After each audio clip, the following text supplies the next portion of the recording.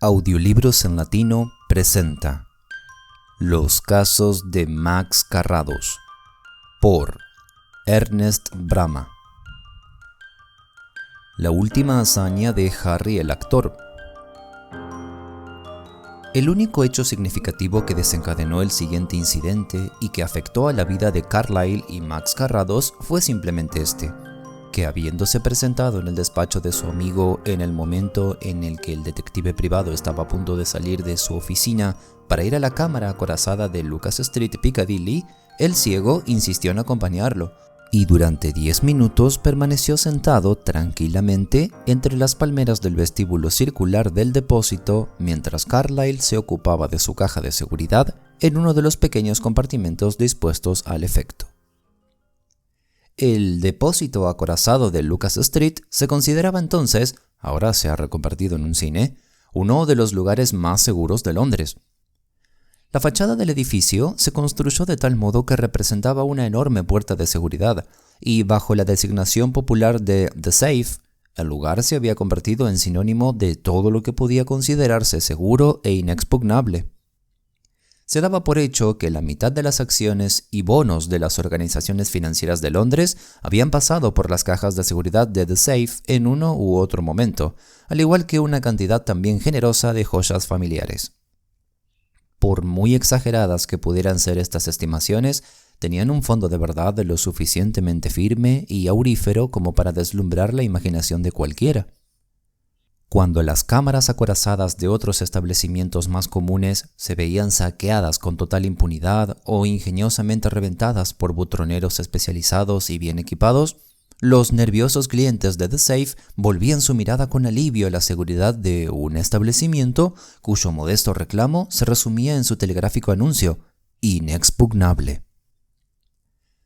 A este establecimiento se llevaban también los ajuares de joyas de los compromisos de la alta sociedad, y cuando la familia decidía viajar al norte, o al sur, o al este, o al oeste, en cualquier momento, en definitiva, cuando la casa de Londres se cerraba, los amplios guardamuebles de la empresa acogían las armaduras familiares como si se tratara de una costumbre inveterada.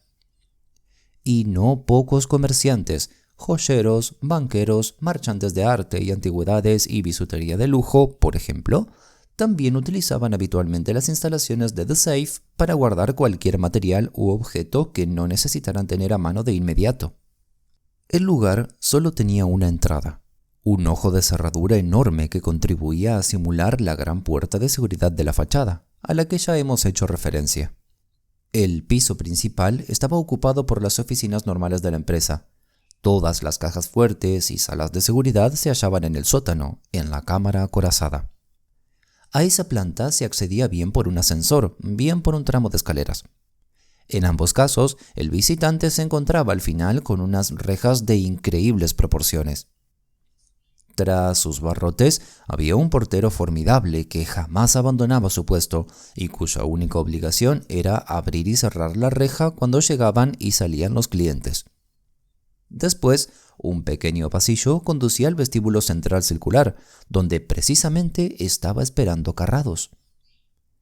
Desde esta zona, otra serie de pasillos radiales conducían a las distintas cámaras acorazadas o a las salas de cajas de seguridad, cada una separada del vestíbulo por otra reja apenas menos formidable que la primera. Las puertas de las distintas salas privadas que la empresa ponía a disposición de los clientes, más la del despacho del gerente, completaban el espacio de pared que había entre los distintos pasillos radiales. Todo estaba muy tranquilo, todo tenía un aspecto pulcro y brillante, y todo parecía decididamente inexpugnable. «Pero puede saberse que...» fue el molesto comentario de Carrados en aquel momento. «Lamento haber tenido que dejarte aquí solo tanto tiempo, querido Max», exclamó la voz agitada de Carlyle. Había salido de su compartimiento y ya cruzaba el vestíbulo con la caja de seguridad en la mano. «Un minuto y estoy contigo». Carrados sonrió y asintió, y volvió a adoptar su expresión natural, que consistía esencialmente en la de un caballero despreocupado que espera a otro. Hay algo heroico y elegante en escrutar con la mirada lo que se tiene alrededor sin delatar una molesta curiosidad. pero el resto de los sentidos, el oído y el olfato, por ejemplo, pueden concentrarse profundamente mientras el observador adopta la apariencia de estar quedándose dormido. «Ya está», anunció Carlyle, regresando apresurado junto a su amigo y poniéndose los guantes grises. «¿Tienes algo apremiante que hacer ahora?» «No», contestó el detective profesional, con la tranquilidad de una media sorpresa. «Nada en absoluto. ¿Qué propones?» «Es muy agradable este lugar», contestó Carrados tranquilamente. «Un lugar fresco, tranquilo y sosegado, con estas planchas de acero entre nosotros y la polvorienta, sudorosa y agobiante tarde de julio que nos espera ahí arriba. Propongo que nos quedemos aquí unos minutos más». «Bueno», admitió Carlyle, tomando el asiento más cercano y observando a Carrados como si tuviera la astuta sospecha de que su amigo quería algo más que pasar el rato allí. «Creo que hay gente muy importante que alquila sus cajas de seguridad aquí. Seguro que hay obispos, o algún jockey con fortuna, o incluso alguna actriz de comedias musicales. Por desgracia, parece que ahora no hay mucho movimiento». «Mientras tú estabas en el cubículo, han venido 2 hombres», apuntó Carrados sin aparente intención. «El primero cogió el ascensor. Supongo que sería un hombre de mediana edad, un hombre bastante corpulento. Llevaba un bastón, lucía un sombrero de seda y usaba gafas para ver de cerca. El otro bajó por las escaleras. Deduzco que llegó al ascensor justo cuando éste había empezado a bajar, y por eso utilizó las escaleras. Bajó deprisa, así que el portero les abrió la reja a los 2 a la vez, pero el segundo hombre, aunque parecía más dinámico que el otro, se retrasó unos instantes en el pasillo y el corpulento fue el primero en llegar a su cámara acorazada».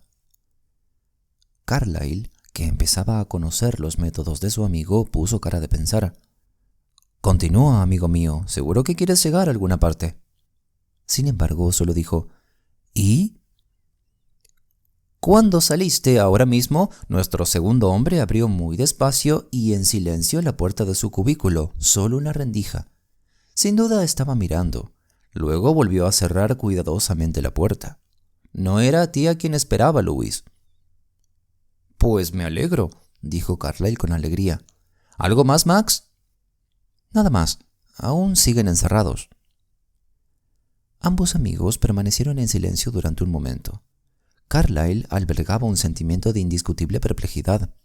La anécdota que había contado su amigo era indescriptiblemente trivial, pero sabía que las minucias que resultaban significativas para Max adquirían con posteridad la categoría de indicios cuando llegaba el momento de mirar atrás y reflexionar sobre algún episodio concreto. Las facultades del invidente parecían mantenerlo un paso por delante de todos los demás a medida que el juego avanzaba. «¿Me estás queriendo decir algo, Max?», preguntó al final. «Nunca se sabe», contestó Carrados. «Al menos podríamos esperar para verlos marcharse. Están en esas salas con cajas de seguridad. Supongo que cada uno estará en una cámara». «Sí, yo también lo creo. La práctica habitual es sacar la caja de seguridad, llevarla a una sala privada, abrirla allí y hacer lo que tengas que hacer. Luego la cierras otra vez y la devuelves a la cámara acorazada». «¡Calla! Ahí está nuestro primer hombre», susurró Carrados casi emocionado. «No mires, haz como que lees este papel conmigo». Y abrió un folleto, un anuncio que se sacó del bolsillo, y ambos fingieron estar estudiando conjunta y minuciosamente su contenido.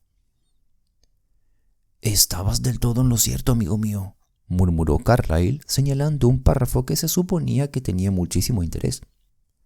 «Sombrero, bastón y gafas. Bien rasurado, un hombretón con la cara colorada. Sí, conozco a este hombre de vista. Es un editor importante, o eso me han dicho». «Ahí viene el otro», susurró Carrados. El editor cruzó el vestíbulo, se unió con el gerente, cuyo trabajo era cerrar las cámaras, y ambos se perdieron de vista en un pasillo. El otro caballero paseó arriba y abajo durante unos instantes esperando su turno. Carlyle informó de sus movimientos en voz baja y también lo describió. Era un hombre más joven que el otro, de una altura mediana y bastante bien vestido, con un traje común entre los hombres de negocios, con sombrero verde alpín y zapatos marrones. Para cuando el detective comenzó a describir su pelo castaño y rizado, su bigote grande y bastante desaliñado, su piel de pelirrojo y su cara pecosa, el primer hombre ya había terminado lo que tenía que hacer y estaba a punto de marcharse. «De todos modos, no es un cambio de depósito», dijo Carlyle. «Su caja tiene la mitad del tamaño de las otras y seguramente no habrá sido posible cambiarla por otra». «Bueno, vámonos», dijo Carrados levantándose. «Aquí ya no hacemos nada». Llamaron al ascensor y en la escalera de la entrada, junto a la gran cerradura que hacía de puerta, permanecieron durante unos minutos discutiendo una inversión como una pareja de albaceas o un abogado y su cliente que tuvieron distintas opiniones sobre lo que se debía hacer. 50 yardas más allá, un gran sombrero de seda con el ala muy vuelta indicaba que por allí se marchaba el editor, hacia Piccadilly. El ascensor del establecimiento a sus espaldas volvió a activarse y se oyó el golpe de la puerta. El segundo hombre avanzó tranquilamente y salió a la calle sin mirar atrás. «Cada uno se ha ido por su lado», exclamó Carlyle sin mucho interés. «Esto no es ni la gallinita ciega, ni el corre que te pillo, ni siquiera el sencillo pero eficaz juego de carteristas». «¿De qué color tenía los ojos?», preguntó Carrados. «¿Pero qué? No me he fijado», admitió el otro. «Parkinson se habría fijado», fue la única y severa respuesta. «Yo no soy Parkinson», replicó Carlyle con cierta aspereza, y con la franqueza que un amigo le debe a otro. «Max, permíteme añadir que aunque profeso una absoluta admiración por tus notables dones, tengo la firme sospecha de que todo este asunto de los dos clientes no es más que un parto de los montes, alimentado por la fantasiosa imaginación de un criminólogo aficionado y excesivamente entusiasta». Carrados asumió aquella reprimenda con una absoluta comprensión. «Vamos a tomar un café, Louis», sugirió. «Mehmed está solo una calle más allá». Mehmed resultó ser un caballero cosmopolita de Moca cuyo establecimiento recordaba a un café extranjero o a un salón de fumar oriental. Un árabe con turbante ofrecía cigarrillos y tazas de café especiadas con azafrán a los clientes. Luego decía salam y se retiraba. «Tú sabes, mi querido amigo», añadió Carlyle entre sorbo y sorbo de su negrísimo café y preguntándose si en realidad era muy bueno o muy malo, hablando en serio, que el único detalle sospechoso, esa suposición de que el hombre pelirrojo pecoso esperaba ver si el otro se marchaba, puede estar abierta a un montón de explicaciones totalmente inocentes. «Tan inocentes que mañana mismo voy a alquilar una caja de seguridad para mí». «¿Entonces crees que no hay nada raro?» «Todo lo contrario, estoy convencido de que hay algo muy raro en el comportamiento de esos dos hombres». «Entonces, ¿por qué?» «No pienso guardar nada allí, pero eso me permitirá entrar cuando quiera. Debo recomendarte, Louis, en primer lugar, que saques de tu caja de seguridad todo lo que tengas y cuanto antes, y en segundo término, que le dejes tu tarjeta de detective al gerente». Carlyle apartó su taza, convencido de que aquel café era verdaderamente un asco. «Pero, mi querido Max, ese sitio, The Safe, es inexpugnable». «Cuando estuve en los Estados Unidos hace 3 años, el recepcionista de un hotel se empeñó en hacerme creer que el edificio estaba construido a prueba de incendios. Yo cogí mis cosas de inmediato y me fui a otro sitio. 2 semanas después, el hotel se quemó hasta los cimientos. Estaba construido a prueba de incendios, seguro, pero desde luego ni el mobiliario ni los accesorios lo estaban, así que las paredes acabaron derrumbándose». «Muy ingenioso», admitió Carlyle. «Pero ¿por qué te fuiste de ese hotel en realidad? Sabes que no me puedes embaucar con tu sexto sentido sobrehumano, amigo mío». Carrados sonrió con satisfacción y luego indicó al amable camarero que se acercara y llenara de nuevo las tazas de café. «Tal vez», contestó el ciego, «tal vez me fui porque vi a mucha gente descuidada y que confiaba ciegamente en que el hotel estaba hecho a prueba de incendios». «Ajá, en eso tienes razón. Cuanto mayor es la confianza, mayor es el riesgo. Pero solo si ese exceso de confianza se torna descuido. Ahora bien, Max, ¿tú sabes la seguridad que tiene ese lugar?». Me han dicho que cierran la puerta por la noche, contestó Carrados con inocente malicia. Y esconden la llave bajo el felpudo para que la coja el primero que llegue por la mañana, dijo Carlyle siguiendo la broma y con el mismo espíritu burlón. Mi querido amigo, bueno, déjame decirte que... La fortaleza del lugar no está en discusión, en absoluto, admitió su amigo. Eso simplifica la discusión. Consideremos un engaño, un timo o un fraude. En este punto también las precauciones son tan rígidas que mucha gente piensa que los protocolos son un engorro. Confieso que yo no pienso así. Yo creo que esas medidas son medios para proteger mis propiedades y yo firmo y doy mi contraseña sin ningún problema con plena satisfacción. El gerente compara la firma y coteja la contraseña en su registro antes de darme la primera llave.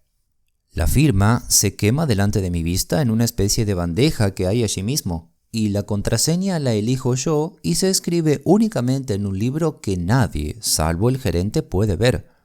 Por otro lado, mi llave es única y solo existe esa. ¿No hay un duplicado o una llave maestra? No, ni lo uno ni lo otro. Si se pierde una llave, se tiene que llamar a un cerrajero experto para abrir. Luego, también tienes que recordar que los clientes de las cajas de seguridad tampoco son muchos. Los empleados conocen más o menos de vista a todos los clientes y a cualquier extraño se le mira con lupa. Y bien, Max, ¿mediante qué cúmulo de circunstancias un delincuente podría averiguar mi contraseña o podría falsificar mi firma para conseguir mi llave y parecerse a mi persona? Y finalmente, ¿cómo podría ese individuo averiguar de antemano si hay algo en mi caja de seguridad que le compense un plan tan elaborado? Carlyle concluyó su alegato triunfal y estaba tan crecido por la fuerza de sus argumentos que se tragó el contenido de la segunda taza de café antes de darse cuenta de lo que estaba haciendo. En el hotel del que acabo de hablarte, Lewis, contestó Carrados, había un empleado cuya única obligación en caso de alarma era asegurar 3 puertas de hierro. La noche del incendio tenía un fortísimo dolor de muelas y abandonó su puesto apenas 15 minutos para tomar un medicamento. El hotel tenía el sistema automático de alarma antiincendios más moderno y se había probado y comprobado el día anterior, pero el electricista no lo encontró todo a su gusto y satisfacción y se lo había llevado para repararlo y aún no lo había reemplazado. El vigilante nocturno, como se supo al final, tenía permiso para presentarse en el hotel un par de horas más tarde aquella noche concreta, y el bombero del hotel, que dependía de la información del vigilante, no recibió aviso alguno. Y por último, se produjo al mismo tiempo un gran incendio junto al río y todos los camiones de bomberos se encontraban en el otro extremo de la ciudad. Carlyle aceptó la explicación con un dubitativo monosílabo. Carrados se inclinó un poco hacia adelante. Todas esas circunstancias conforman una serie de coincidencias que son puro azar. Es inconcebible, Lewis, que una serie de coincidencias incluso más llamativas pudieran darse mediante una planificación. ¿Estás hablando de nuestro pelirrojo pecoso? Tal vez, aunque no es tan pelirrojo. La tranquila actitud de Carlyle se tornó repentinamente en estupefacta rigidez. El bigote era falso. ¡El bigote era falso!, repitió asombrado el detective. ¿Y tú cómo lo sabes si no has podido verlo? De verdad, Max, esta vez te has pasado de la raya. Si no confiaras tanto en tus queridos y torpes ojitos, tú mismo te acercarías a esa raya de la que hablas, replicó Carrados. Ese hombre apestaba a maquillaje 5 yardas a la redonda, y el calor y su piel sudorosa no hacían más que aumentar el olor. Eso, de forma inevitable, sugiere una sola cosa. Busqué con mis sentidos más pruebas de maquillaje y las encontré. Todas esas cosas huelen muchísimo. El pelo que describiste era característico de una peluca que se utiliza para ocultar el nacimiento del pelo y es rizada para rebajar la longitud. Todas estas cosas son minucias. Aún no hemos pasado de la fase inicial de las sospechas. Te comentaré otra minucia. Cuando ese hombre se retiró a un compartimento con su caja de seguridad, ni siquiera la abrió. Es probable que no contenga más que un ladrillo y un periódico. Lo único que se dedicó fue a observar. a observar al editor. Cierto, pero puede que se trate de algo más general. Todo apunta a un plan orquestado y organizado con gran cuidado. Sin embargo, si a ti te parece que todo está correcto, pues sí, a mí me parece que todo está correcto, contestó amablemente Carlyle. Yo creo que The Safe es casi una institución nacional, y como tal, tengo una fe implícita en las medidas preventivas contra todo tipo de acción de fuerza o engaño que se pergenien contra ella. Hasta ese punto, la actitud de Carlyle había sido firme como una roca, pero en ese momento sacó su reloj y lo miró. Murmuró algo sobre lo deprisa que transcurría el tiempo, consultó de nuevo su reloj y añadió: «Me temo que he olvidado revisar un par de documentos. Tal vez me ahorraría otro viaje mañana si volviera a The Safe ahora». «Muy bien», asintió Carrados con impasible gravedad. «Te espero aquí». Durante 20 minutos, Max estuvo allí sentado, tomando de tanto en tanto alguna tacita de café hirviendo y, según todos los indicios, disfrutando del estrafalario ambiente que el señor Mehmed se había empeñado en fingir al imitar en su local un establecimiento del Golfo Pérsico. Por fin regresó Carlyle, disculpándose con efusividad por el tiempo que había tenido a su amigo esperando, pero por otra parte afable y discreto. Cualquiera con ojos podría haberse dado cuenta de que llevaba un paquete de un tamaño parecido al de la caja de seguridad que tenía en The Safe. Al día siguiente, Carrados se presentó en el establecimiento de seguridad con la intención de convertirse en cliente. El general le mostró las cámaras acorazadas y las salas de seguridad, explicándole además las distintas medidas preventivas que se habían tomado para evitar trampas o la fuerza bruta.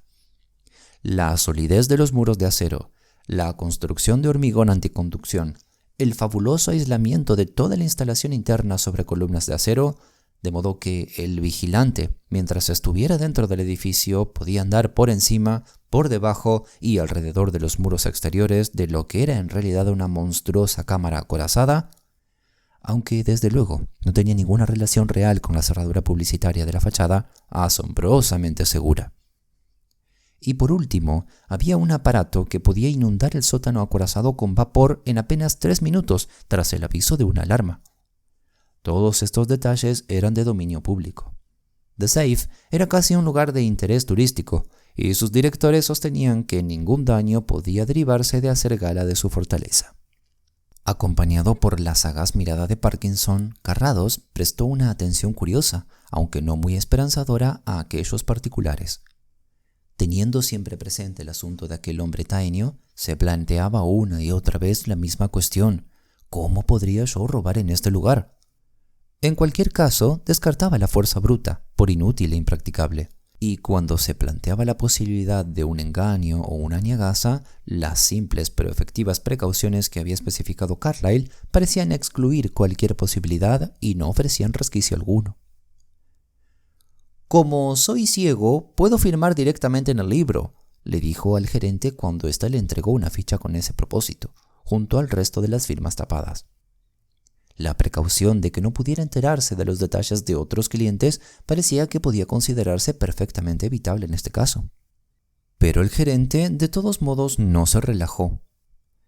«Es nuestra norma fija e invariable, señor, en todos los casos», dijo con perfecta cortesía. «¿Qué contraseña va a elegir?» Parkinson, quien tendría que haber contestado esto, se había quedado en el vestíbulo circular.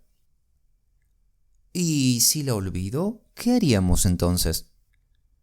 «En ese caso me temo que tendría que molestarle para que me certificara su identidad», explicó el gerente. «Pero no suele ocurrir».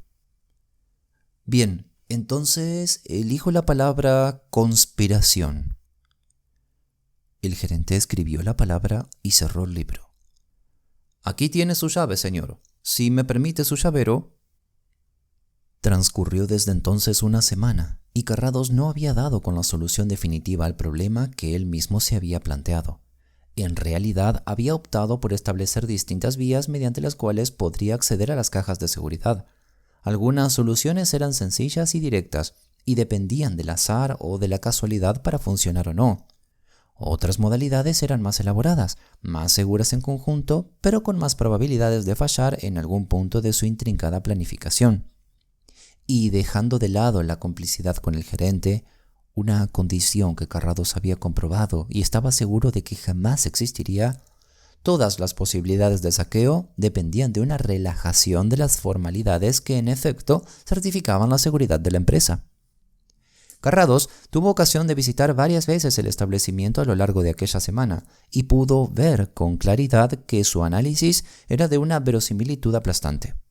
Sin embargo, no había ningún indicio de debilidad en los métodos profesionales del establecimiento, y tampoco volvió a aparecer el hombre pelirrojo durante ninguna de sus visitas, ni con aquel disfraz ni con ningún otro. Transcurrió otra semana. Carlyle estaba cada vez más burlón y bromista, y el propio Carrados, aunque no dio su brazo a torcer en ningún momento por lo que a su convicción se refería, tuvo que admitir al final la realidad de la situación. El gerente, con la pertinacia de un hombre meticuloso que había convertido en obsesión la fama de la seguridad de la empresa, simplemente se negaba a comentar siquiera la posibilidad de que pudieran darse supuestos métodos fraudulentos para acceder a las cajas. Carrados, por su parte, no estaba en disposición de formular una hipótesis detallada. Sencillamente se retiró de la investigación activa, seguro de que el tiempo le daría la razón y de que bastaría con saber esperar el momento oportuno. Y el momento oportuno llegó en concreto un viernes por la mañana, 17 días después de su primera visita a The Safe. Cuando regresó tarde a casa, aquel jueves por la noche, se le informó de que un hombre llamado Draycott se había presentado en The Turrets con la intención de verle. Al parecer, la cuestión tenía bastante importancia para el visitante, porque había regresado 3 horas después con la esperanza de encontrar al señor Carrados ya en casa. Defraudado nuevamente en sus expectativas, había dejado una nota. Carrados abrió el sobre y recorrió con el dedo las siguientes palabras. Estimado señor, he mantenido una reunión hoy mismo con el señor Lewis Carlyle, que cree que a usted le gustaría verme. Volveré a pasar por aquí mañana por la mañana, digamos a las 9. Si le parece demasiado temprano o tiene algún inconveniente, le ruego que me haga llegar un mensaje tan pronto como le sea posible. Sinceramente suyo, Herbert Draycott. Postdata. Tal vez debería añadir que cuento con una caja de seguridad en la cámara acorazada de Lucas Street, HD. Una mínima descripción del señor Draycott dejó claro que no era el editor del West End. El visitante, tal y como explicó el criado que había recibido el mensaje, era un hombre delgado, nervudo y de cara afilada. Carrados se sintió agradablemente interesado en aquella extraña circunstancia, que parecía justificar su sospecha de un complot para saquear The Safe. A la mañana siguiente, 5 minutos antes de las 9, el señor Draycott se presentó de nuevo en casa de Max Carrados.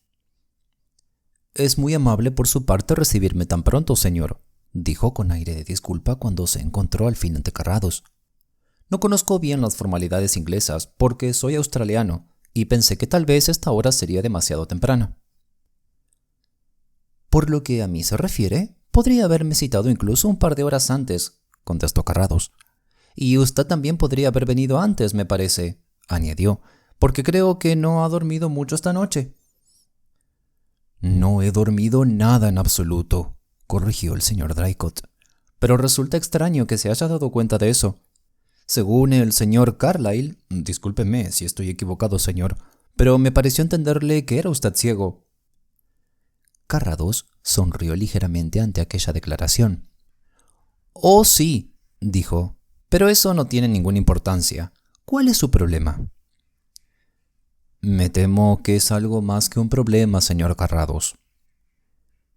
El hombre tenía una mirada firme, con los ojos semiabiertos, con indicios de una profundidad que uno solo percibe en la mirada de aquellos cuyo trabajo consiste en observar grandes extensiones de tierra o agua. Se volvieron hacia el rostro de Carrados con una sosegada resignación y franqueza. «Me temo que puede llamarse más bien desastre», añadió. «Yo trabajo como ingeniero en el Mount Magdalena, en el distrito de Coolgardie, en Australia. No quiero hacerle perder el tiempo con detalles, así que únicamente le diré que hace unos 2 años tuve la oportunidad de adquirir unas acciones en una empresa muy prometedora. Oro, ya sabe, tanto en beta como de aluvión. A medida que avanzaban los trabajos, fui poniendo cada vez más dinero en la empresa. En aquella época no se podía decir que fuera una inversión aventurada. Los resultados fueron muy buenos, mejores de lo que nos habríamos atrevido a imaginar.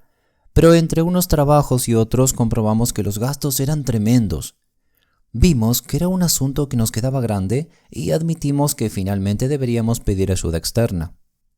Hasta ese momento, el relato del señor Draycott había discurrido con cierta tranquilidad, matizada por la reprimida desesperación que parecía dominar al caballero. Pero en este punto, el repentino recuerdo de su situación transformó su gesto en un frenesí de amargura. «Oh, qué estupidez volver a este asunto una y otra vez», dijo desesperado. «No sé qué va a poder hacer usted ni nadie, de todos modos. Me han robado, me han estafado, me han timado y me han arrebatado todo cuanto tenía». Y atormentado por los recuerdos y la impotencia de su ira, el desgraciado ingeniero golpeó la mesa de roble con el puño hasta que le sangraron los nudillos. Carrados no dijo ni una palabra hasta que la ira del hombre se hubo aplacado. «Continúe, por favor, señor Draycott», dijo. «Lo que usted pensaba que debía decirme es exactamente lo que necesito saber». «Lo siento, señor», se disculpó el hombre sonrojándose bajo su piel bronceada. «Debería controlarme, pero todo este asunto me perturba. La pasada noche he tenido 3 veces mi revólver en la mano y 3 veces lo he apartado de mí. Bueno, mis socios y yo acordamos que debía venir a Londres para conseguir inversores para nuestro negocio aurífero. Tal vez deberíamos haber buscado nuestra zona o en Perth, claro, pero por otra parte, verá, seguramente habrían querido tener el control de la empresa.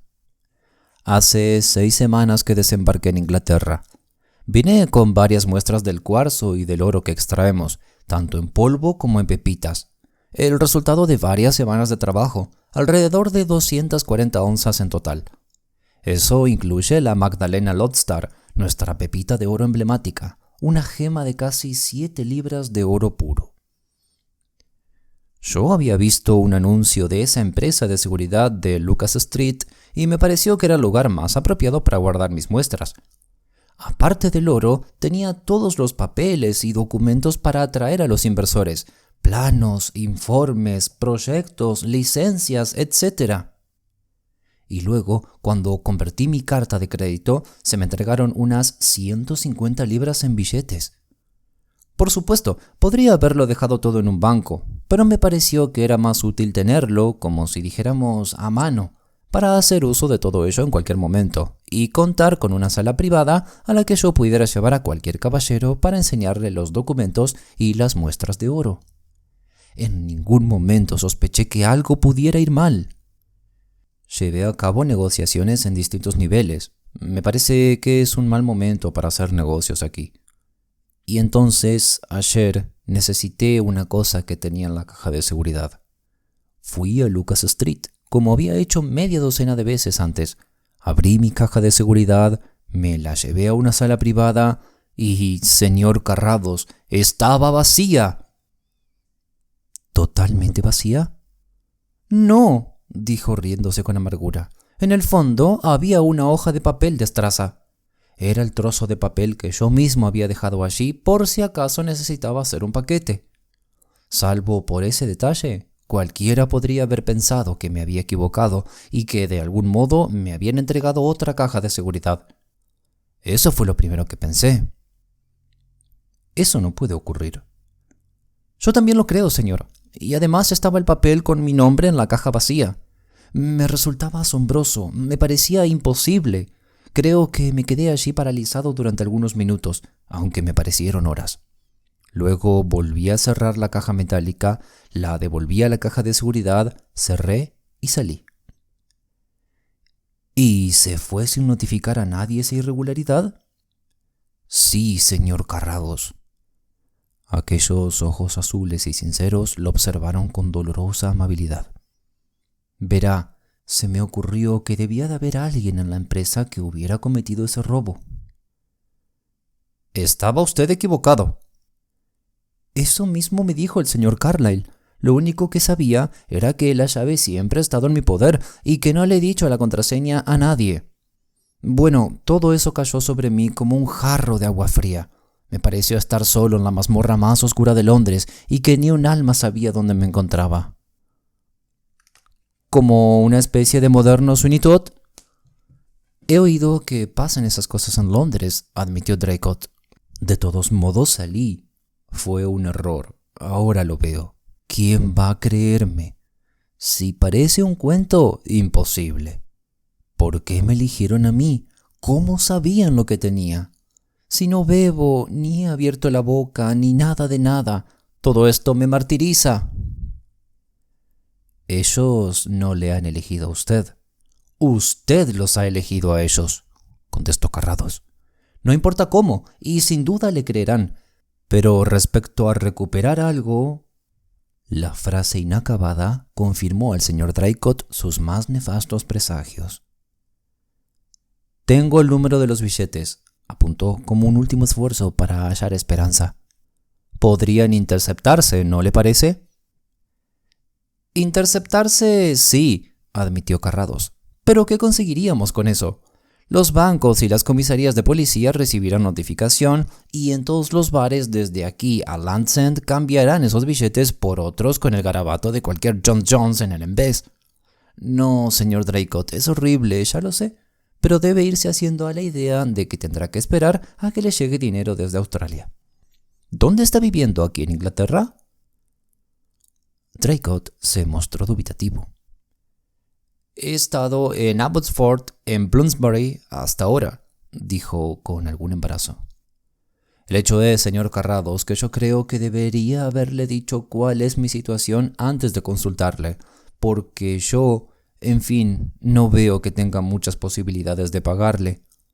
Sabiendo que tenía tanto dinero en la caja de seguridad, tendría que haberlo vigilado mejor. Ayer fui principalmente a coger algunos billetes. Tengo una factura de una semana de hotel en el bolsillo y... Se miró los pantalones. Desafortunadamente he gastado algún dinerillo. Sin duda, eso se podrá resolver con el tiempo, sugirió Max con intención de animarlo. En vez de contestar, Draycott dejó caer las manos abatidos sobre la mesa y se cubrió el rostro con ellas. Transcurrió un minuto en silencio. No va a funcionar, señor Carrados, dijo cuando recobró las fuerzas y pudo hablar. No cuento con ese tiempo. Usted dirá lo que quiera, pero le aseguro que sencillamente no les puedo decir a mis amigos que he perdido todo lo que teníamos y que me envíen más. No podrían hacerlo aunque se lo pidiera. ¿Me entiende, señor? Nuestra empresa es muy valiosa y tenemos una gran fe en ella, pero sacarla adelante está más allá de nuestras posibilidades. Los tres amigos hemos puesto todo lo que teníamos en la empresa.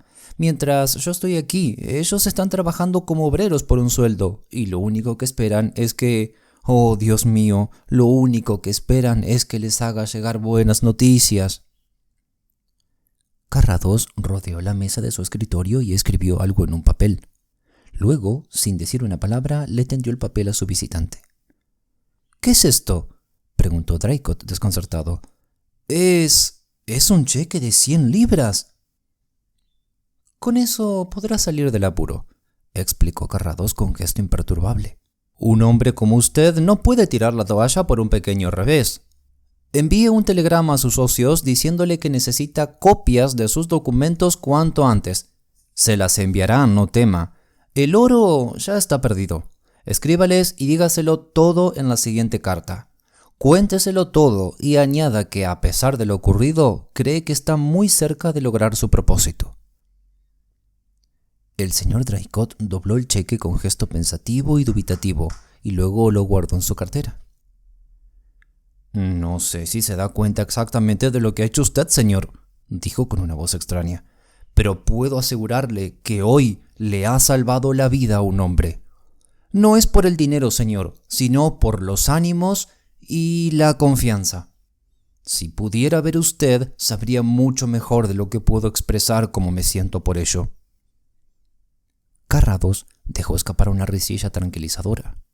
Siempre le resultaba divertido oír a la gente explicar cuánto más sabría si tuviera la posibilidad de ver. ¿Iremos a Lucas Street?, y le daremos al gerente de The Safe el susto de su vida, dijo sencillamente. Andando, señor Draycott, ya he avisado y nuestro coche está preparado. Pero sucedió que era otro acontecimiento el que estaba destinado a proporcionarle aquella estimulante experiencia al gerente. Cuando el señor Draycott y Max Carrados salieron del coche delante de The Safe, un taxi se detuvo y de él se apeó Carlyle, que los llamó con un saludo alegre y afectuoso. «Espera un momento, Max», gritó mientras se volvía para apagar al conductor. Una transacción que llevó a cabo con un aire de digna urbanidad que casi compensaba cualquier pequeño inconveniente pecuniario que pudiera acompañarlo. «Esto sí que es una coincidencia. Cambiemos impresiones. Acabo de recibir un mensaje casi implorante del gerente de The Safe para que me presente aquí de inmediato. Supuse que se trataría del asunto de nuestro amigo el colono, aquí presente, pero en su mensaje no hablaba del señor Draycott, sino del profesor Holmesbulge.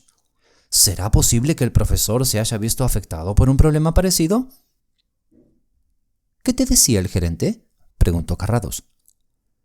«Su nota resultaba bastante incoherente, pero me parece que será lo que te digo. ¿Qué habéis hecho?» «Nada», contestó Carrados. Se volvió y, dándole la espalda a The Safe, pareció como si estuviera buscando algo con la mirada al otro lado de la calle.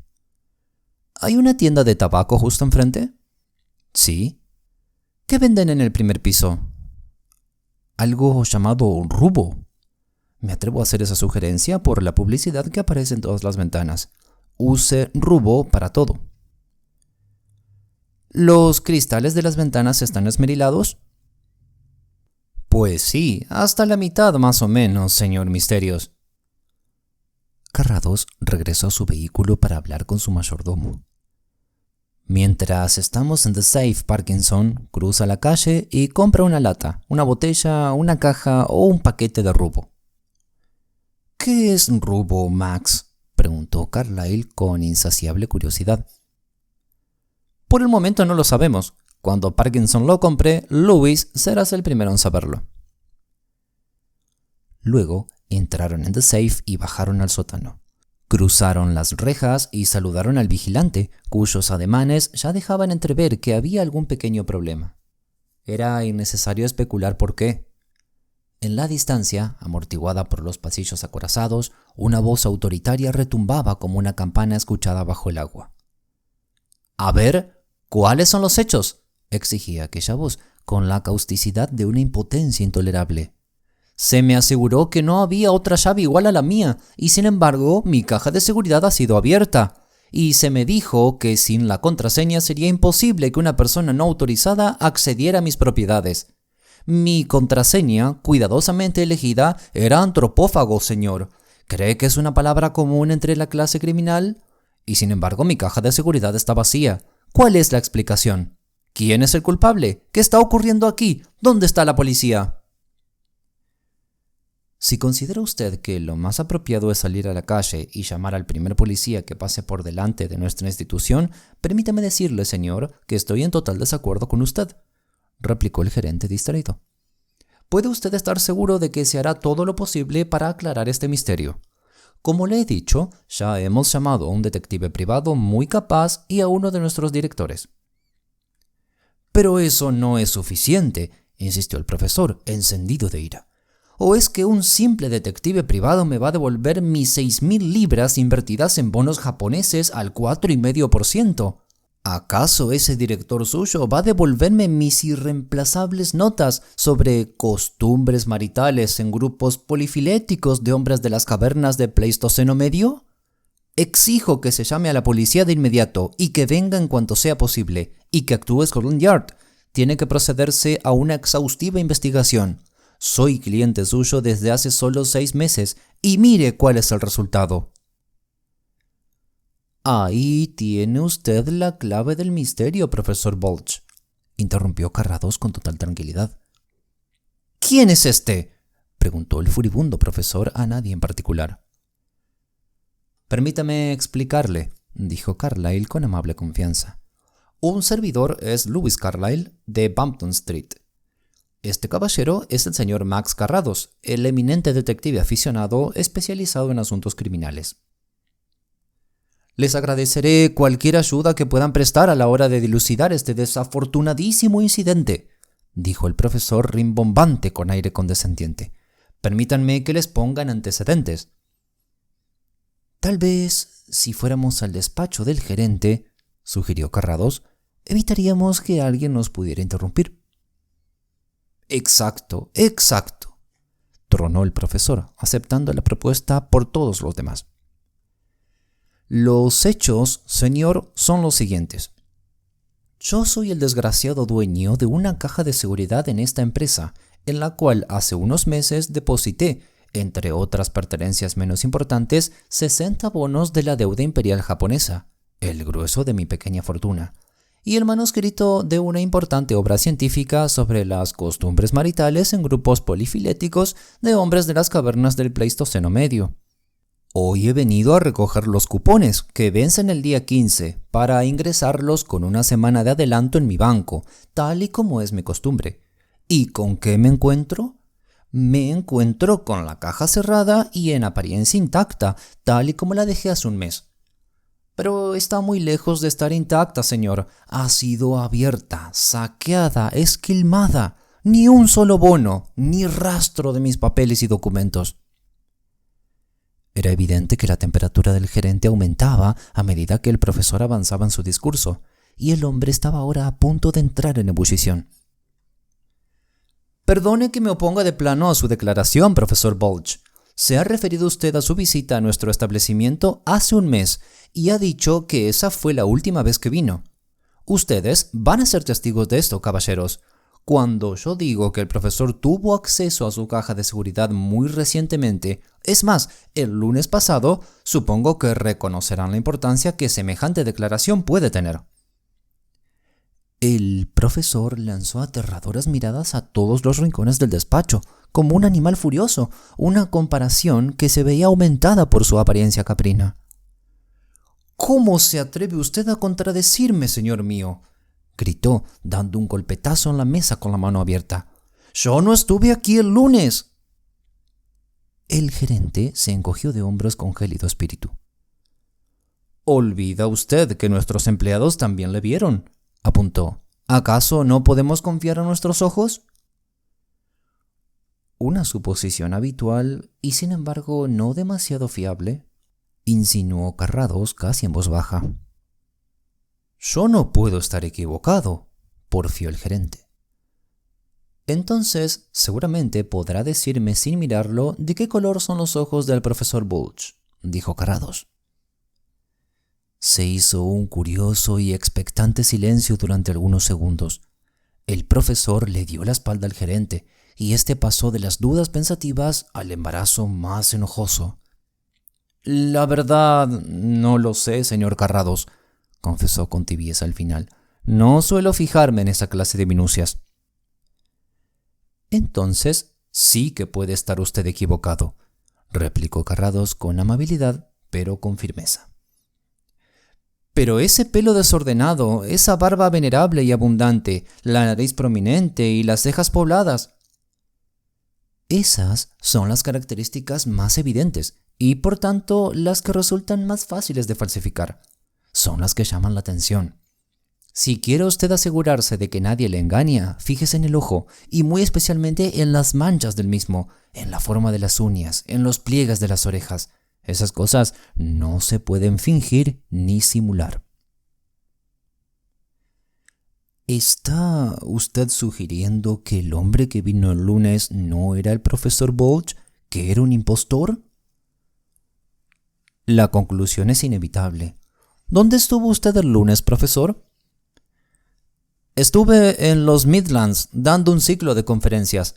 El sábado estuve en Nottingham, el lunes en Birmingham. No regresé a Londres hasta ayer. Carrados se volvió otra vez hacia el gerente y señaló a Draycott, que hasta ese momento había permanecido en un segundo plano. ¿Y este caballero vino el lunes pasado también por casualidad? No, señor Carrados, pero le di acceso a su caja de seguridad el martes por la tarde y ayer también.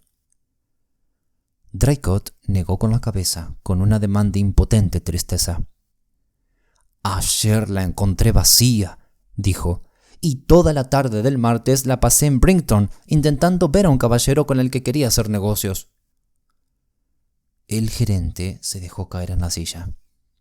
¡Santo Dios! ¡Otro!, exclamó débilmente. Me temo que este es solo el principio de una lista muy larga, dijo Carrados. Hay que mirar su libro de clientes. El gerente se levantó con la intención de protestar. Eso no puede ser. Nadie, salvo yo mismo o mi sustituto, puede ver el libro. Eso sería inaudito. Las circunstancias son inauditas, replicó Carrados. Si se ponen dificultades a las investigaciones de estos caballeros, consideraré que estoy en mi derecho de trasladar los hechos al despacho del ministro del Interior, declaró el profesor, hablando hacia el techo con la voz de una trompeta broncínea. Carrados levantó una mano con ademán pacificador. «¿Puedo hacer una sugerencia?», dijo. «Porque, claro, yo soy ciego. Entonces yo podría...» «Muy bien», admitió por fin el gerente, «pero debo pedirles a los demás que se retiren». Durante 5 minutos, Carrados escuchó la lista de los clientes de las cajas de seguridad a medida que el gerente se la iba leyendo. En alguna ocasión se detenía en el catálogo de nombres para pensar durante unos instantes. De vez en cuando pasaba el dedo por alguna firma y la comparaba con otra. En otras ocasiones se detenía en una contraseña concreta, pero cuando se acabó la lista por fin, se quedó mirando al vacío como si no hubiera averiguado nada. Todo está perfectamente claro y sin embargo es completamente increíble, murmuró Max casi para sí mismo. ¿Y me asegura que usted, y solo usted, ha estado al mando en esta oficina durante los últimos 6 meses? No he faltado ni un solo día este último año. ¿Y en las comidas? ¿Cómo aquí? ¿Y nadie ha podido entrar en este despacho sin su conocimiento mientras estaba usted en otra parte? ¡Imposible! La puerta está dotada de una imponente cerradura automática de alta sensibilidad. No se puede desbloquear salvo que deliberadamente se desee abrir. ¿Y por lo que usted sabe, nadie ha tenido acceso a este libro? No, fue la respuesta. Carrados se puso en pie y comenzó a ponerse los guantes. Entonces tengo que renunciar a proseguir mis investigaciones, dijo con gélida voz. ¿Por qué?, tartamudeó el gerente. Porque tengo firmes motivos para creer que usted me está mintiendo. Por favor, señor Carrados, siéntese. Es verdad que cuando me planteó usted la última pregunta, me vino un detalle a la cabeza que, si lo tomamos literalmente, tal vez podría haber contestado sí en vez de no. Pero en términos generales, tal y como usted expresó la cuestión, la respuesta era no. Sería absurdo conceder alguna importancia al incidente al que me refiero. Permítame que sea yo el que lo juzgue. Como usted quiera, señor Carrados. Yo vivo en Windermere Mansions con mi hermana. Hace unos meses, mi hermana conoció a un matrimonio que había venido a vivir al piso de enfrente. El marido era un hombre de mediana edad, un erudito que pasaba la mayor parte de su tiempo estudiando en el Museo Británico. Los gustos de su mujer eran distintos. Ella era mucho más joven, alegre, divertida. Era una simple muchacha en realidad, la muchacha más encantadora y sencilla que jamás he visto. Mi hermana Amelia no parecía muy dispuesta. «Un momento», exclamó Carrados. «¿Un erudito de mediana edad y una encantadora esposa joven? Sea tan breve como pueda, por favor. Si tenemos alguna posibilidad de aclarar esto, puede ser una cuestión de minutos. ¿La joven venía por aquí entonces?» «Acompañada de su marido», contestó con formalidad el gerente. La señora Scott había viajado y tenía la afición de fotografiar todos los lugares a los que iba. Cuando salió a colación cuál era mi oficio, se le ocurrió la estrafalaria idea de que quería añadir fotos de la cámara acorazada a su colección. Se entusiasmó como una chiquilla. No había ninguna razón por la que no pudiera hacerlo. Este lugar a veces se ha fotografiado con fines publicitarios. Y vino con la cámara fotográfica delante de sus narices. No sé qué quiere decir usted con eso de delante de sus narices. Vino con su esposo una noche, justo antes de cerrar. Claro que trajo la cámara, por supuesto. Era cosa de nada. ¿Y se las arregló para quedarse sola aquí? Bueno, yo no utilizaría esa expresión. Simplemente ocurrió. Salí un instante para coger un té y fueron esos momentos. ¿Durante cuánto tiempo estuvo sola aquí? 2 o 3 minutos, como mucho. Cuando regresé estaba sentada en mi mesa. A eso es a lo que me refería. La pequeña traviesa se había puesto mis gafas y tenía en las manos el libro. Éramos buenos amigos y le encantaba burlarse de mí. Confieso que me sorprendió casi instintivamente ver que había cogido este libro, pero enseguida me di cuenta de que lo tenía al revés. ¡Qué lista! No se lo podía llevar. Y la cámara a su lado, con media docena de sus fotografías en película de alta sensibilidad ya tomadas. ¡Pero si es una muchacha! Sí, tiene 27 años y ha vuelto locos a los hombres en todas las ciudades del mundo, desde San Petersburgo a Buenos Aires. Contacte con Scotland Yard y pregunte si puede venir el inspector Biddle. El administrador resopló por la nariz. Llamar a la policía y hacer público todo el caso arruinaría nuestro establecimiento, señor. Minaría la confianza de nuestros clientes. No puedo hacerlo sin contar con la autorización de mis superiores. Si no lo hace usted, lo hará el profesor. Antes de que llegaran ustedes, llamé al único director que se encuentra hoy en la ciudad y le comuniqué los hechos tal y como habían acontecido. Tal vez haya llegado ya. Si tiene usted la bondad de acompañarme arriba, podremos comprobarlo. Subieron al piso de arriba y Carlyle se les unió por el camino. Discúlpeme un segundo, dijo el gerente. Parkinson, que había mantenido una instructiva conversación con el portero del vestíbulo sobre los precios de las tierras, se acercó. Lo siento, señor, informó, pero me ha sido imposible adquirir rubo. Parece que la tienda está cerrada. ¡Qué lástima! El señor Carlyle estaba deseando tener rubo. ¿Me hacen el favor de pasar por aquí?, dijo el gerente, que reapareció de pronto. En la sala de juntas encontraron a un caballero de avanzada edad, con el pelo canoso, que había acudido a la llamada del gerente por puro sentido del deber y permanecía en una esquina de la sala vacía con la esperanza de que no se le tuviera en cuenta. Tenía un aspecto de total indefensión y parecía ser profundamente consciente de ello.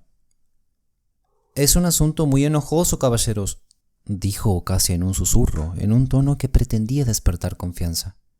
«Estoy informado y me han dicho que ustedes recomiendan llamar a las autoridades de Scotland Yard. Eso sería desastroso para nuestra institución, que depende sobre todo y especialmente de la confianza implícita del público». «Es lo único que se puede hacer», contestó Carrados. «El nombre del señor Carrados nos resulta bien conocido, porque está relacionado con algunos casos muy delicados. ¿No podría ocuparse usted de esto?» «Es imposible. Hay que hacer una investigación exhaustiva. Hay que examinar cada detalle y cada aspecto del caso. Y eso solo lo puede hacer la policía». Y luego añadió con un tono muy elocuente: «Yo lo único que puedo hacer es poner a la policía en el camino correcto para que resuelva el caso». «¿Y haría eso por nosotros, señor Carrados?» Max Carrados sonrió con su encanto habitual. Sabía con exactitud cuál era el gran atractivo de sus servicios. «Mi postura es esta», explicó. «Hasta el momento, mi trabajo ha sido totalmente amateur. Como tal, he evitado un par de crímenes. He remediado alguna injusticia ocasional y de vez en cuando he sido de alguna ayuda para mi amigo, el detective profesional Lewis Carlyle. Pero en este caso no hay ninguna razón en absoluto por la que yo deba ayudar a una empresa privada en un asunto normal de negocios y hacerlo además de manera gratuita. Si quieren alguna información, yo debería exigir unos honorarios, algo simbólico, digamos 100 libras. El director observó a Carrados como si la fe que tenía la naturaleza humana hubiera sufrido un duro varapalo. 100 libras serían unos honorarios iniciales muy elevados para una pequeña empresa como la nuestra, señor Carrados, apuntó con voz doliente.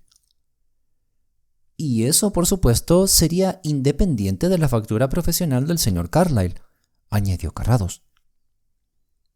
¿Esa suma depende de alguna actuación concreta?, preguntó el gerente.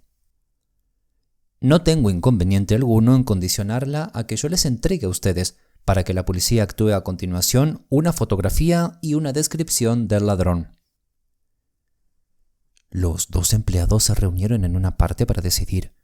Luego el gerente se acercó a Carrados. De acuerdo, señor Carrados, a condición de que todo esto esté resuelto en el plazo de 2 días. Si eso no se produce... No, ni hablar, ni hablar, exclamó Carlyle con indignación, pero Carrados lo apartó con una sonrisa. Aceptamos las condiciones con el mismo espíritu deportivo que las han inspirado. O lo resolvemos en 48 horas o no hay honorarios. El cheque, por supuesto, lo entregarán en cuanto los bienes sustraídos sean recuperados. Puede estar usted seguro. Carrados sacó su agenda y de ella un sobre con un sello estadounidense, del que extrajo una fotografía. Esta es la fotografía, dijo. El individuo se llama Ulysses K. Groom, pero es más conocido como Harry el actor. Encontrará su descripción escrita en él en vez de la foto. 5 minutos después, cuando se quedaron solos, Carlyle expresó su opinión sobre la negociación económica. «Eres un verdadero sinvergüenza, Max», dijo, «aunque bastante encantador, lo admito. Pero haces esto con la gente solo para divertirte». «Todo lo contrario», contestó Carrados. «Es la gente la que parece querer divertirse conmigo». «¿Y esa fotografía qué? ¿Por qué no me habías dicho nada de ella?» Carrados sacó su reloj y tocó las manecillas. «Faltan 3 minutos para las 11. Recibí la fotografía a las 8:20. Aún así, hace 1 hora me has asegurado que no habías hecho nada y que no tenías nada». «Y es verdad, por lo que el resultado se refiere. Hasta que no le sonsaqué la clave al gerente en su despacho, me encontraba muy lejos de tener una certeza demostrable». «Como yo. Todavía», dijo de mala gana Carlyle. «Ahora iremos con ello, Lewis. Te lo contaré todo. Nuestro hombre nos lleva 2 días de ventaja, y las posibilidades de cazarlo son de 9-1 en contra. Lo sabemos todo, y el caso ya no tiene para mí ningún interés. Pero es tu caso, aquí tienes todo el material». «¿Recuerdas aquella vez en la que el tipo pelirrojo se cruzó nuestro camino? Yo me lo tomé más en serio que tú. Aquel mismo día envié un cable a Pearson, de la policía de Nueva York. Le pregunté si conocían algún individuo que se ajustara a esa descripción, puramente orientativa, que hubiera salido de los Estados Unidos. Me refería a un hombre educado, experto en el empleo de disfraces, audaz en sus operaciones y especializado en trabajos de guante blanco en bancos y cajas de caudales». «¿Y por qué te dirigiste concretamente a los Estados Unidos?» «Fue una intuición. Imaginé que debía ser un angloparlante. La inteligencia y la inventiva del yanqui moderno lo han convertido en un especialista en aparatos ingeniosos, legales o ilegales. Las cerraduras de alta seguridad y los expertos de la ganzúa, las cajas fuertes a prueba de ladrones y los ladrones especializados en cajas fuertes, todos ellos vienen de los Estados Unidos. Así que simplemente probé. Mientras hablábamos aquel día en la puerta de The Safe, y cuando el hombre pasó a nuestro lado, dejé caer las palabras Nueva York, o más bien New York». «Ya lo sé, pero ni siquiera se giró ni se detuvo. Estaba en guardia, y cuando pasó junto a nosotros, aunque con tus ojos no pudieras verlo, Luis, hubo una pausa psicológica, un instante en el que se detuvo. Tal vez durante 1/10 de segundo, igual que habrías hecho tú con la palabra Londres si la escucharas en un país extraño. En todo caso, los porqués y las consecuencias ya no importan. Esa es la historia, en lo esencial». Hace 18 meses, Harry el actor consiguió saquear con éxito la caja fuerte de McKenzie, J.F. Hicks & Co. en Cleveland, Ohio. Se acababa de casar con una actriz de vodevil de tercera, avispada pero bastante ligera de cascos, de origen inglés y necesitaba dinero para su luna de miel. Consiguió alrededor de 500 libras y con ese dinero vinieron a Europa y se quedaron en Londres durante algunos meses. Esos meses están marcados por el robo de la oficina de correos de Congreve Square, como recordarás. Mientras estudiaba ese tipo de instituciones como las más factibles para sus intereses, La atención del actor se acabó centrando en este depósito de seguridad. Posiblemente la idea del reto, que de forma implícita se declaraba en el nombre de la institución, fue grabándose en su mente hasta llegar a un punto en el que el prurito profesional le incitó a despojarlo de su fama. En cualquier caso, seguramente se sintió atraído por una empresa que no solo le concedería fama, sino también importantes beneficios. La primera parte del plan era apenas una fruslería para el delincuente más habilidoso de los Estados Unidos en cuestión de disfraces. A lo largo de todos estos meses se ha presentado en The Safe encarnando a 12 personajes diferentes y ha alquilado 12 cajas de seguridad de distintos tamaños. Al mismo tiempo, ha estudiado en profundidad los métodos y costumbres del lugar. En cuanto le fue posible, devolvió las llaves para su uso legítimo, habiendo hecho duplicados para sus propios fines delictivos, como es natural.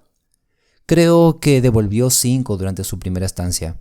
Otra se devolvió más tarde, con abundancia de excusas y disculpas, a través de un código postal. Otra llegó a través de un importante banco de Berlín.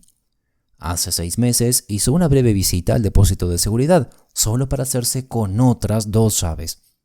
Una se la quedó desde el principio hasta el final, y las otras 2 que restan las consiguió al principio de su segunda estancia larga en Londres, hace 3 o 4 meses. Esto nos acerca a la parte más interesante de esta singular empresa.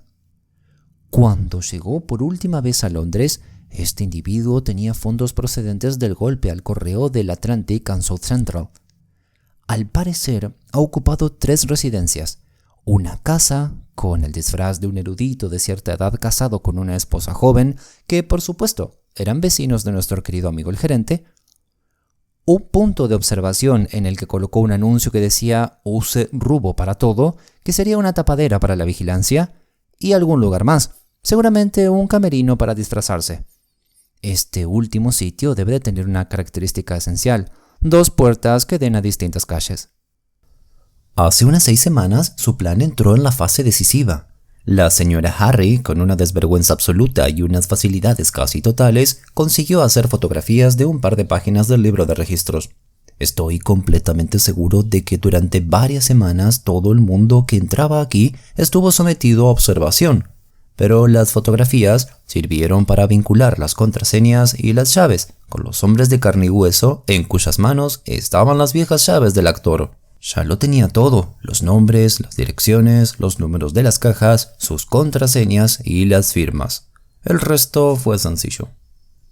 Sí, por Júpiter, un juego de niños para un tipo como ese, admitió Carlyle con admiración profesional. Se las arregló para tener 12 ocasiones en las que estudiar la voz, los gestos y la apariencia de sus víctimas. ¿Con cuánto dinero se ha quedado? Solo podemos hacer una estimación. Yo he calculado 7 visitantes dudosos entre el lunes y el martes pasados. A otros 2 los ha ignorado por alguna razón. Las 2 cajas restantes no han sido saqueadas. Hay un asunto que merece una consideración especial. ¿De qué se trata, Max? El actor tiene un socio, un hombre llamado Billy el Fondant, pero aparte de él, y de su mujer, claro está, no confía habitualmente en nadie más. Está clarísimo de todos modos que al menos 7 personas han estado sometidas a una intensa observación. Y se me ha ocurrido... ¿Sí, Max? Me pregunto si Harry habrá reclutado a alguno de nuestros inteligentes ayudantes. Difícil, sonrió el detective. Me parece muy improbable. Bueno, no sé. La señora Harry, haciendo el personaje de esposa celosa o amante suspicaz, podría tal vez... El rostro sonriente de Carlyle se nubló de repente. «¡Por Júpiter!», exclamó. «Ahora que recuerdo...» «¿Sí, Luis?», preguntó Carrados con una sonrisa en su voz. «Acabo de recordar que tengo que telefonear a un cliente antes de que venga Biddle», concluyó Carlyle levantándose con cierta premura. En la puerta casi se tropieza con el abatido director, que estaba retorciéndose las manos en un acto de quejumbrosa impotencia ante una nueva calamidad. «Señor Carrados», lloriqueó el pobre caballero con voz temblorosa de cordero. «Señor Carrados, hay otro cliente. Es Sir Benjamin Gump. Insiste en verme. Espero que usted no nos abandone ahora». Tendría que quedarme aquí una semana, replicó Carrados con energía. Y ahora tengo que marcharme. Habrá una procesión de afectados. El señor Carlyle se quedará aquí para apoyarle, estoy seguro. Dio los buenos días a todos los presentes con un gesto y salió de allí con una asombrosa seguridad de sus movimientos, tanto que hubo quien olvidó su pequeña dolencia. Seguramente no deseaba toparse de nuevo con la embarazosa gratitud de Draycott, porque menos de un minuto después pudieron oír el ruido del motor de su coche alejándose. «No se preocupe, señor», le dijo Carlyle a su cliente con impenetrable complacencia. «No se preocupe, yo me quedaré aquí. Lo mejor será ir a ver al señor Benjamin cuanto antes». El director le dedicó a Carlyle la mirada suplicante y lastimera de un lirón acorralado. «Está en el sótano», musitó. «Yo me quedaré en la sala de juntas por si me necesitan». Carlyle no tuvo dificultad ninguna en descubrir que el centro del problema estaba otra vez en el sótano. Sir Benjamin era expansivo y reservado, desconcertante y decisivo, prolijo y concreto, sucesivamente y con frecuencia al mismo tiempo. Ya había llamado la atención del gerente, del profesor Balch, de Draycott y de otros 2 subordinados para que escucharan su caso, y ahora se encontraban todos envueltos en una torre de Babel de inútiles reiteraciones.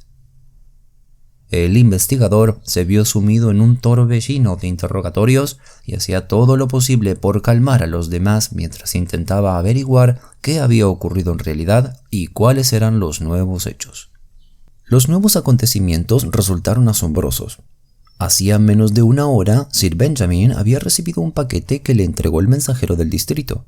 Contenía un joyero que en ese momento debería haber estado en una de las cajas de seguridad. Al abrirlo apresuradamente, los increíbles presagios se vieron confirmados.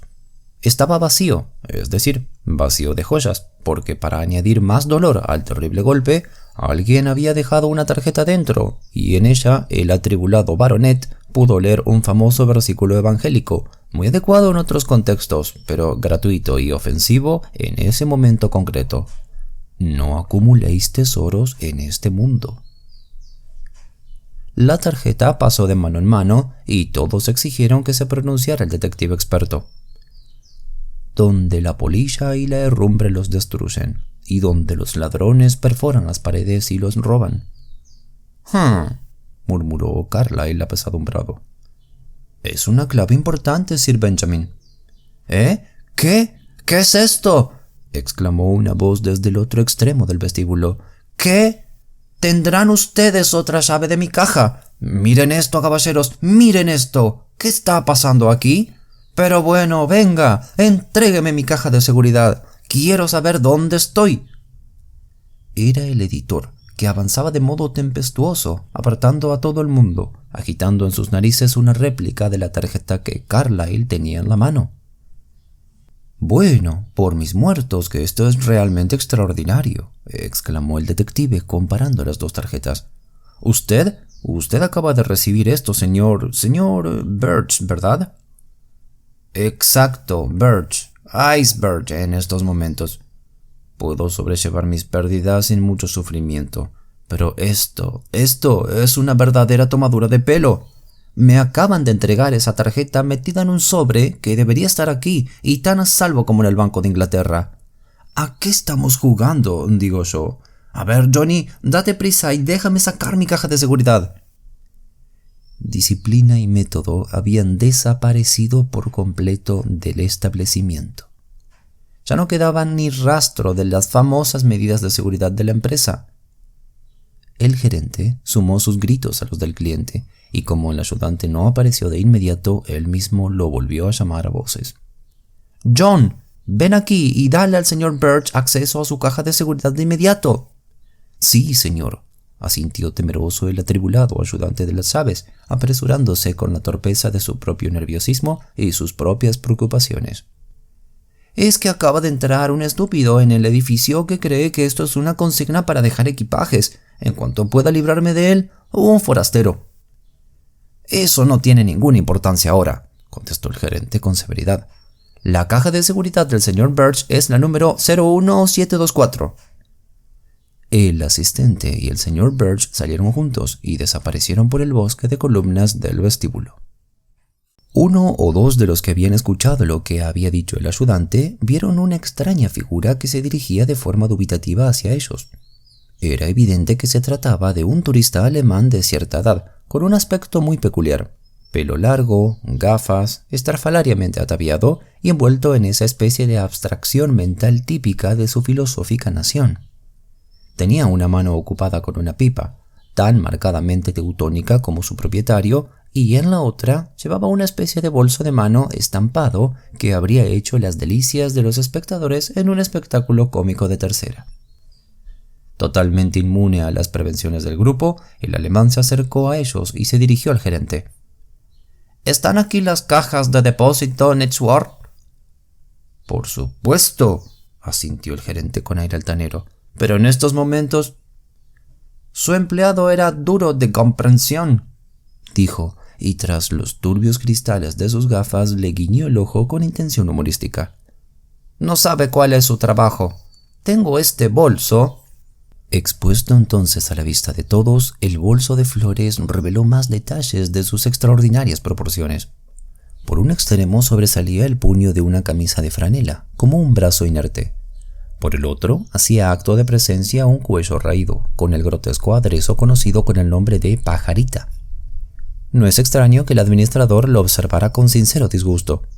The Safe ya estaba alcanzando una reputación suficientemente deplorable en ese momento como para que aquella aparición burlesca viniera a rebajarla aún más en aquella trágica hora. Sí, susurró intentando apartar de allí al nuevo cliente.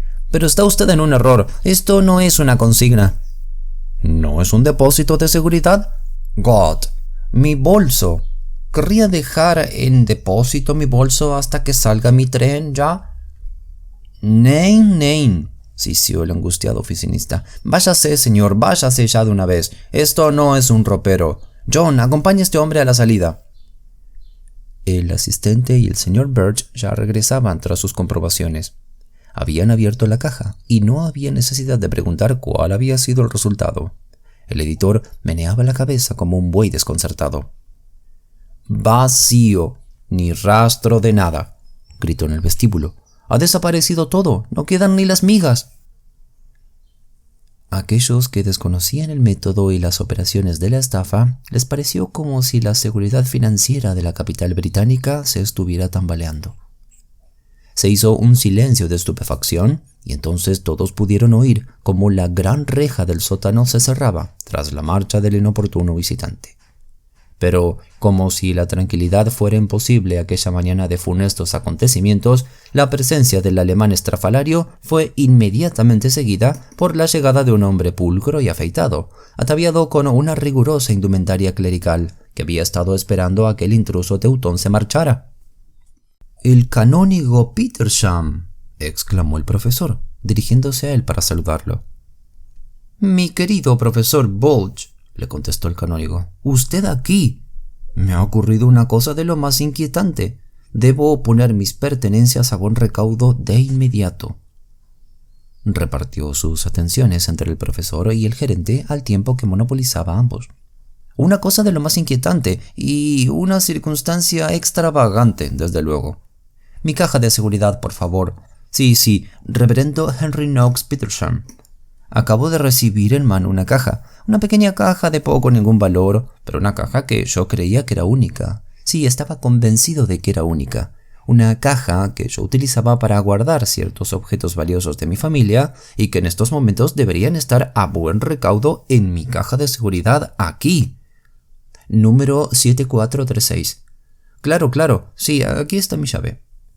Pero no es ese el único desconcertante efecto de semejante circunstancia, profesor. La caja contenía, y puedo asegurar que esta es la forma más indecorosa de citar cualquier texto bíblico a un clérigo de mi posición. Bueno, aquí está. No acumuléis tesoros en este mundo.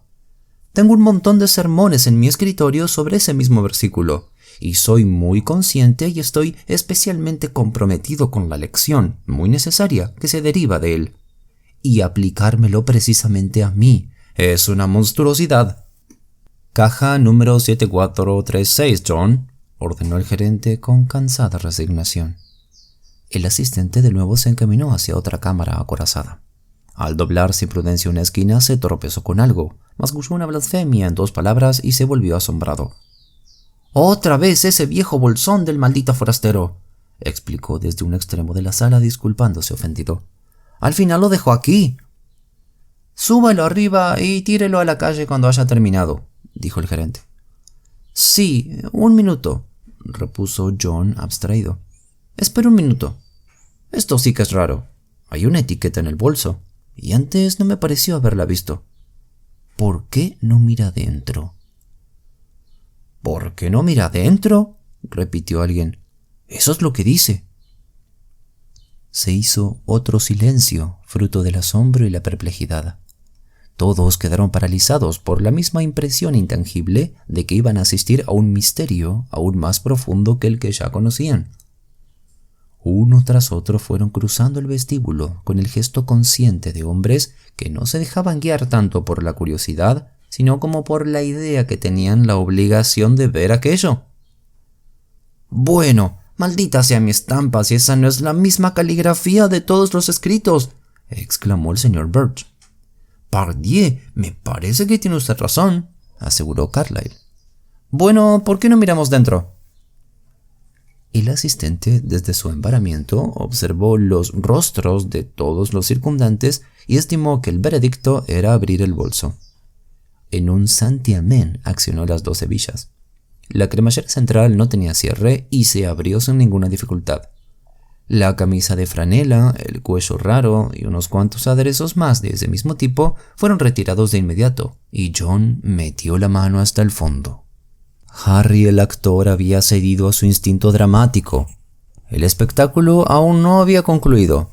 Sí, el botín se iba a entregar y a devolver de forma deliberada. En efecto, porque cuando John, en un acceso de furiosa curiosidad, levantó el bolso y volcó todo el contenido en el suelo, fue como asistir al saqueo de la guardia de un contrabandista, o el sueño hecho realidad de un especulador, o la entrada a la cueva de Aladino, o algo increíblemente lujoso y extravagante. Salieron volando los billetes y se desperdigaron en todas direcciones. Rodaron monedas de oro como si no valieran nada, bonos y pagarés en cantidades asombrosas, y decenas de miles de acciones y documentos atascaban el torrente de joyas y piedras preciosas en bruto. Una piedra amarilla de gran tamaño le cayó en el pie al canónigo, que se retiró saltando y maldiciendo hacia la pared. Una daga indonesia con empuñadura de rubíes le hizo un corte en la muñeca al gerente cuando intentaba detener el espléndido tesoro. Aquella milagrosa cornucopia siguió derramando riquezas por el suelo, con una tintineante, vibrante, estrepitosa, resonante y revoloteadora profusión, hasta que, como ocurre en el cuadro final de algunos ballets populares, acabó con una lluvia dorada que ocultó los detalles del montón de objetos que había debajo con un deslumbrante velo de arena amarilla. «¡Mi polvo de oro!», dijo Draycott sin apenas resuello. «¡Mis billetes de 5 libras!», exclamó el editor, iniciando su búsqueda entre todo aquel desbarajuste. «¡Mis bonos japoneses, mis acciones y todo! Y sí, incluso el manuscrito de mi obra sobre las costumbres maritales en grupos polifiléticos de hombres de las cavernas del Pleistoceno medio! ¡Ah!». Una especie de risa compulsiva de placer cerró la contribución del profesor. Y los testigos del acontecimiento declararon posteriormente que durante unos instantes el eminente científico estuvo ejecutando los primeros movimientos del cancán apoyado en una sola pierna. «¡Los diamantes de mi esposa, gracias al cielo!», gritó Sir Benjamin con el gesto de un escolar que se libra de una azotaina. «¿Pero qué significa todo esto?», preguntó desconcertado el canónigo.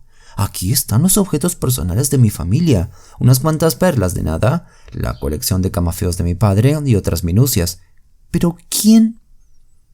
«Tal vez esto pueda darnos alguna explicación», dijo Carlyle cogiendo el sobre que estaba prendido de la tela del bolso. «La nota va dirigida a los 7 pecadores ricos. ¿Quieren que se la lea?». Por alguna razón, la respuesta no fue unánime, pero fue mayoritaria y suficiente. Carlyle abrió el sobre. «Mis queridos amigos, ¿no están ustedes contentos?», ¿No están felices en este instante? Oh, sí, pero no con la verdadera alegría de la regeneración, que es lo único que puede proporcionar el sosiego a un alma afligida. Reflexionen mientras aún estén a tiempo. Despójense de la carga de sus viciosos pecados, pues ¿de qué le servirá al hombre ganar todas las riquezas del mundo si pierde su alma? Oh, amigos míos, se han librado por muy poco. Hasta el viernes de la semana pasada, toda su riqueza estuvo en mis manos pecadoras, y yo me regocijaba de mi astucia nefanda.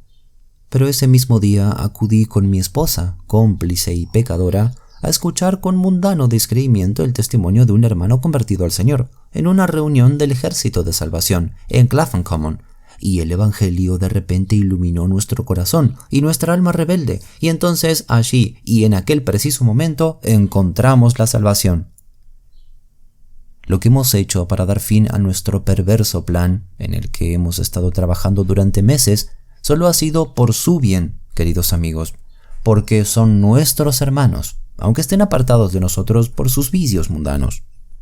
Sea esta una lección para todos ustedes. Vendan todo lo que tengan y dénselo a los pobres, a través del Ejército de Salvación si es posible, y acumulen para ustedes tesoros que ni la polilla ni la herrumbre puedan corromper, y los ladrones no puedan ni horadar los muros ni robarlos.